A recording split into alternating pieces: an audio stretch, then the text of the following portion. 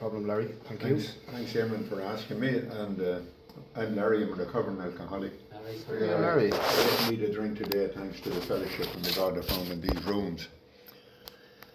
And I've been over here many years ago, but age stops me driving at night, so I take the meetings fairly close to me. I belong to the Delvin group of Alcoholics Anonymous.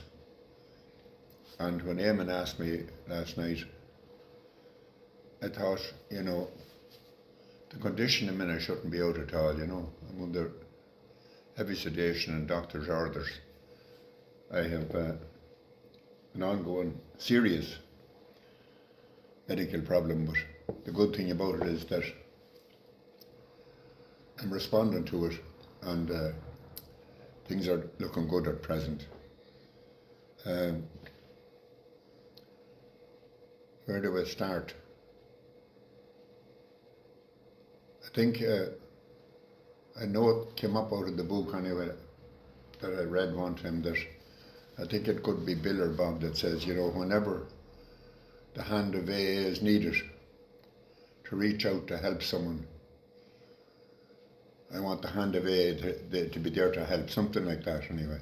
And that's why I'm here tonight, to see that I get help myself, and I might share something that might help someone else in the room, I committed the fellowship on the 16th of September 1980. I wasn't long back from South Lebanon. I'm ex-army, and I didn't know that drink was the problem. I had a lot of problems that time, because I think if I was a carpenter, I'd probably be talking about housing or building houses or putting in windows, but I'm an ex-army man, and there was only 3 weeks that we weren't under fire at that time. And I had a crowd of virgin soldiers, not sex-wise now, but they were their first time out. And I was a veteran from experience in the Congo and Cyprus and the Middle East, and I felt responsible for them. Even the gentleman that was over me were out for the first time, and we were very lucky we came out of it alive. There was 3 fellas came out with very bad injuries, and the next group that took over from us, the last 3 men. Now that's a lot of useless information to you tonight, but it's where I'm coming from. And I was waiting for the pub to open in Delvin, not knowing what the hell was wrong with me. And the PP of the village came up, Father Troy, he was from Offaly or somewhere like that. And he says, "You're spending a lot of time in the village, Larry." He says, he knew all about me. He says, "If I send someone out to you this evening, you'll be there." And to get rid of him, and I had respect for him in the talk, my mother brought me up like that. To get rid of him, I said, "Yes, I'd be there, yeah." And what I didn't know that time was I was suffering from post-traumatic stress. And I made no sense. And my lovely wife and 8 children from 7 to 19 barred me. And that was some come down for a man that was good at his job, loved them to bits. And that's what alcohol done to me. Took my family away, Nuala was 7, she's me baby. We had dinner together today over in Orchard Bridge, and it was I think the last time we sat to dinner was 11 years ago, and we had a wonderful day. And I slept a good bit of the day too, because I needed it. If we get to January, I'd be 90. And I'd have taken that any time along the road, especially in more zones. But this man came up to me, to make a long story short, and he was dressed in, I'll never forget him, he was dressed in a lovely Crombie coat and a shirt and tie, and he was smiling. I says, how am I going to get rid of this fella? Because I was in a bad way and I needed a pint in the worst way ever, And the family gone, you could imagine what the house was like. You'd be trying to find your way through it. And he came in and he sat down, he says, "I had a problem with old booze myself," he says. And he shared with me what happened to him in drink, And whatever he said to me anyway that evening, I didn't fully believe him either because he looked too well, you know. A fella called Bill B, he passed on there a while ago. I think he'd be close to one of the founder members in Ireland, and he broke his anonymity and went on the radio. And he was a wonderful member, you know. And at 7 o'clock that evening, a fella pulled up at the gate to bring me to my first meeting. He was a neighbour of mine down the road. He went to Canada and I joined the army. I never seen him in a pub in my life, you know. And he's still my sponsor, and he's over 50 years sober. On the 16th of September last year gone by there, this year gone by, I was 45 years sober without a drink. And that's not a boast, that's just a fact. And I didn't think that drink was the problem. But it was in a terrible state. And it says it'll take the polish off your shoes. It'll take the shoes off your feet as well, but when it takes your family, it's a different thing, you know.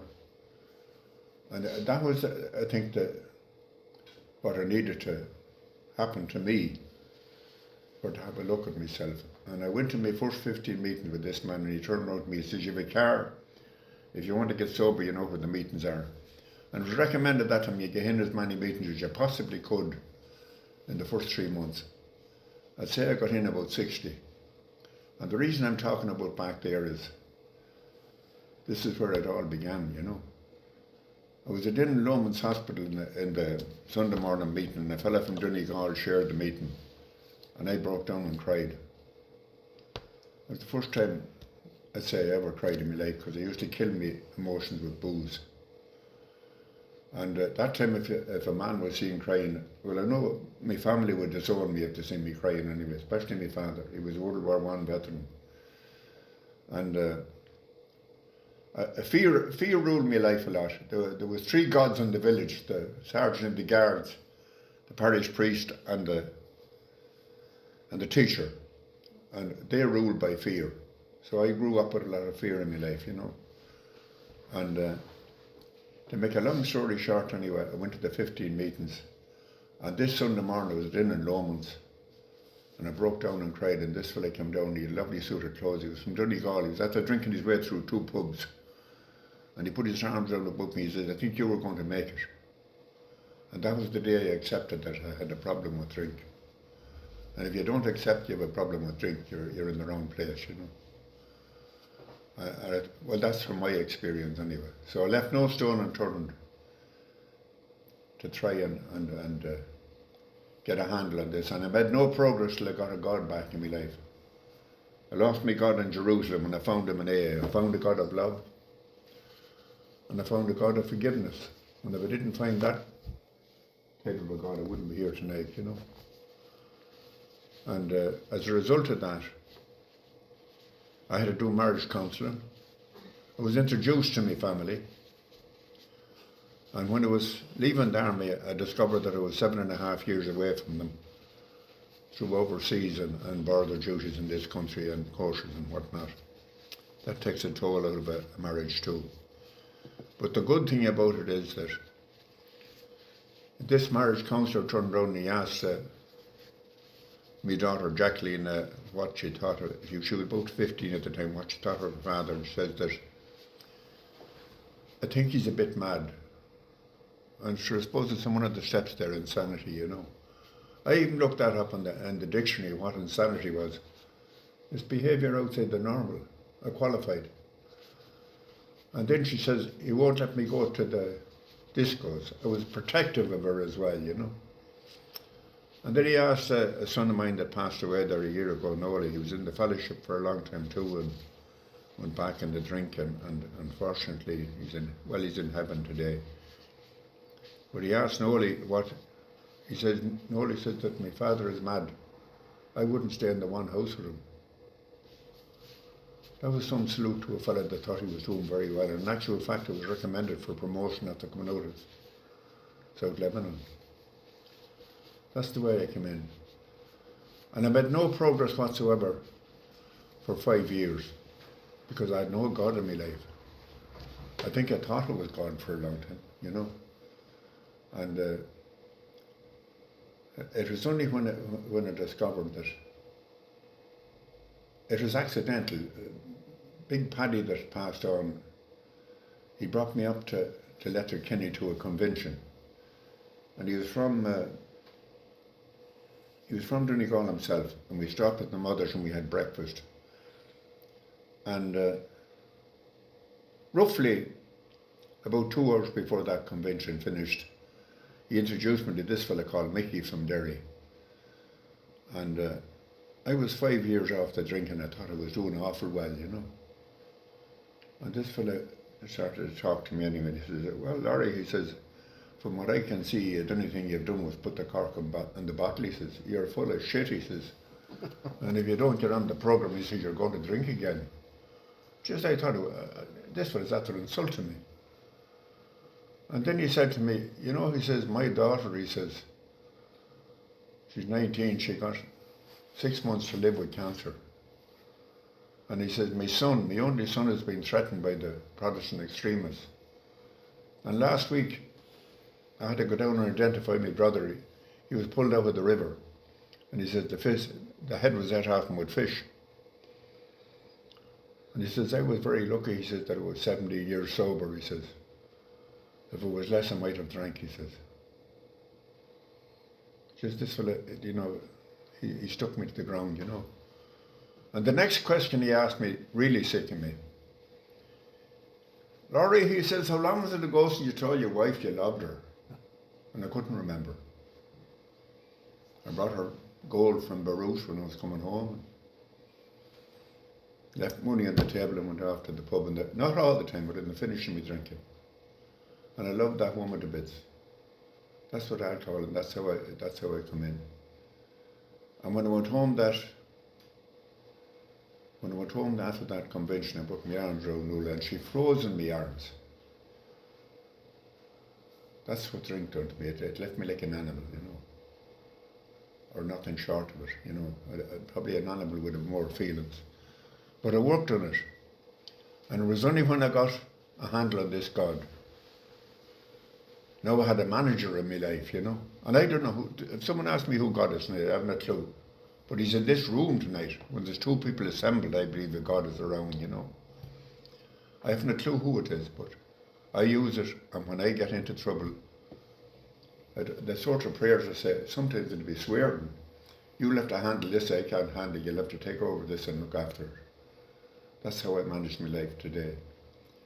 And I know that him is going to give me a kick in the shin shortly because I'll be running out of time. But I hope that I might have made a bit of sense to you.